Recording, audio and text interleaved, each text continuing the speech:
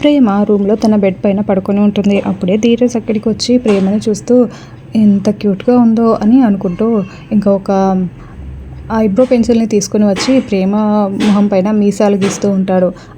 కాసేపటికి ప్రేమ ఇట్లా కళ్ళు తెరిచి చూసేసరికి ధీరజ్ దగ్గరగా కనిపిస్తాడు.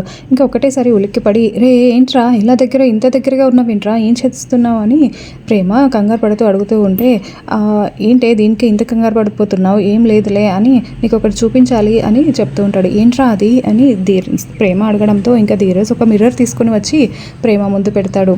ఇంకా ప్రేమ మిర్రర్లో చూసి, ఏంట్రా పొలాల్లో ఉండాల్సిన దిష్టిబొమ్మ ఇక్కడ ఉంది అని అడుగుతూ ఉంటే, అది దిష్టిబొమ్మ కాదే నీ మొహం అని అది చెప్పడంతో ప్రేమ చాలా కోపంగా, ఏంట్రా నాకు మీసాలు పెట్టావా అని ప్రేమ చాలా మండిపడుతూ కోపంగా అరుస్తూ ఉంటుంది. నేను పడుకున్న దాన్ని పడుకోనివ్వకుండా నన్ను ఇలా డిస్టర్బ్ చేస్తూ నాకు మీసాలు గీస్తావా అని అరుస్తూ ఉంటుంది.